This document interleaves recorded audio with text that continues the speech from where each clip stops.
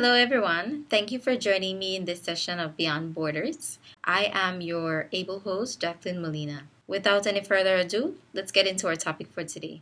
As of recently, educational reformation has become the target of countries all over the world, particularly now that COVID-19 has forced stakeholders to rethink and redesign their approaches to scaffold learning and meet students' diverse educational needs. The transnational influence of globalization has fortunately allowed for practices of yesteryear to be progressively and systematically replaced with more developmentally appropriate approaches. With that said, today we will explore the Finnish education system and highlight just how they managed to garner sustainable educational success as one of the most advanced and progressive education systems in the world. Finland is one of the world's most northern and geographically remote countries, whose 5 million plus population is inclusive of a diverse mix of Finn, Swede, Russian, Estonian, Romani, and Sami, according to the World Factbook 2021. This Nordic country is highly regarded for its education system that has evolved significantly from its Soviet Union influence. Specifically, the diverse leadership of Finland over the years has seen the country's education system grown from a two-tier system of grammar and civics to what Crouch 2015, as cited by Center for Public Impact 2019, describes as a new culture of education, characterized by trust between educational authorities and schools, local control, professionalism, and autonomy. I know what you're thinking. I told you all this, and you still can't see why Finland's education system is so great.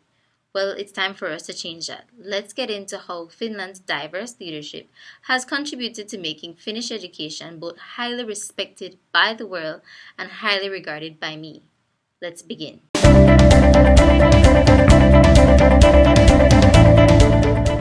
Across the world, education policies are more geared towards establishing plans and initiatives to achieve academic success or infrastructural growth. Finland, however, has a different idea and approach. Specifically, as outlined by Corrigan and Wilkins 2019, Finnish policies are developed with the intention of promoting equity through the balancing of socioeconomic diversity across school boundaries. As Sahlberg 2011 puts it, it is not just the output part that is important, but more so the functionality of the entire system, which is why the government defines 7 transversal skills and knowledge areas to guide their directions. They include 1. Thinking and learning to learn, 2. Cultural competence, interaction, and self-expression, 3. Taking care of oneself and managing daily life, 4. Multiliteracy, 5.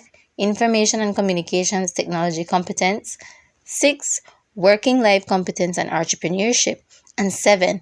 Participation, involvement, and building a sustainable future.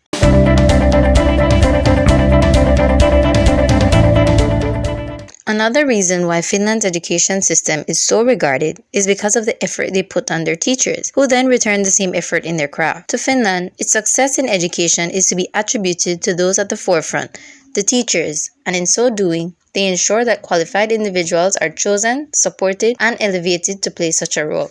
Aiming to enhance shared and distributed models of educational leadership, Finland has legislated for teachers to be actively involved in policymaking and school governance, noted Sahlberg 2011. Intriguingly, Finnish teachers possess a great deal of autonomy as it relates to pedagogy. And to allow them more time to prepare lessons, collaborate with colleagues on engaging projects, and meet with parents and students, the officials have shortened their classroom instruction hours, says Corrigan and Wilkins 2019, all of which, in addition to their master's degree requirements, contributes to their multifaceted approach towards scaffolding learning experiences.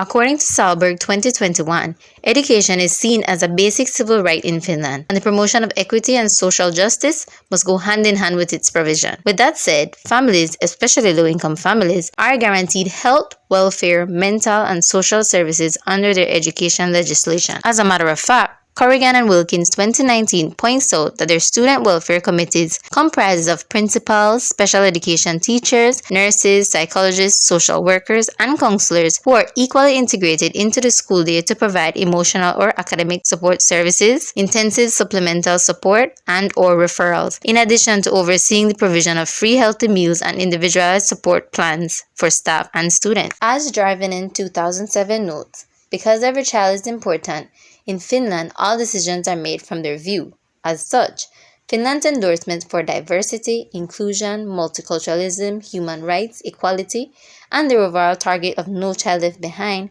is placed at the forefront of all childcare and education initiatives.